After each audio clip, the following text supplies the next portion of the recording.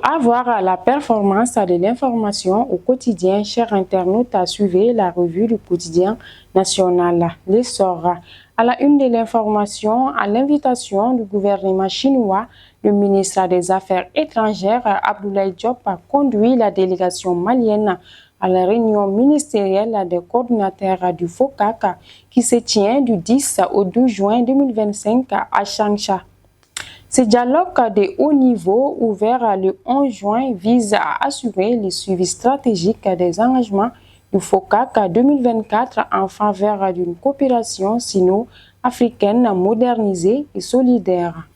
Lors du Conseil des ministres du mercredi 11 juin 2025, le gouvernement a adopté un projet de loi portant révision de la charte de la transition. Cette réforme vise à accorder au chef de l'État, le général d'armée Assimi Goïta, un mandat de 5 ans renouvelable à partir de 2025, à l'instar de ses homologues de la Confédération AES. Selon le communiqué officiel, cette décision s'inscrit dans le cadre de la mise en œuvre des recommandations issues des concertations des forces vives de la nation et des Maliens de l'extérieur afin de répondre aux attentes légitimes du peuple malien. La fête de la Tabaski, moment de retrouvailles et de partage, a une fois de plus été ternie par des accidents de la route.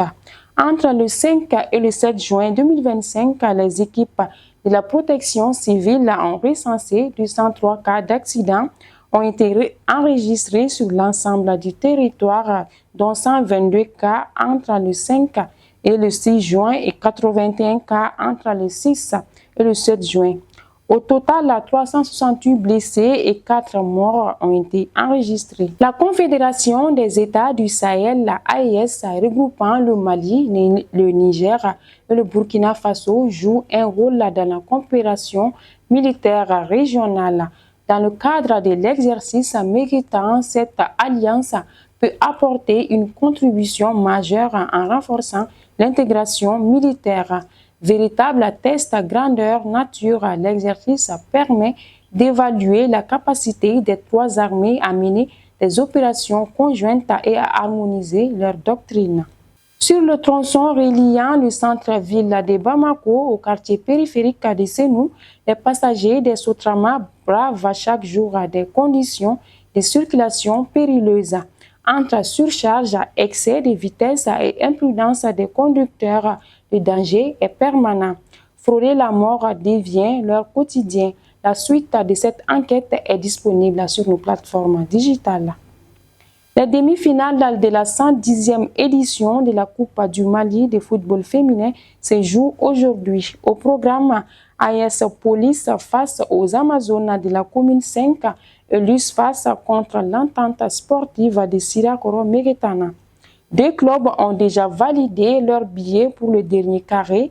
L'AS Mandé, tenante du titre, s'est imposée largement face à l'AFIA Club de Tombouctou 12-0, tandis que l'AS Real de Bamako a battu l'AS Saramaya de Kati sur le score de 6-2. Et nous voilà à la fin de cette revue. Merci de l'avoir suivi et continuez à nous suivre pour ne rien rater. Au revoir.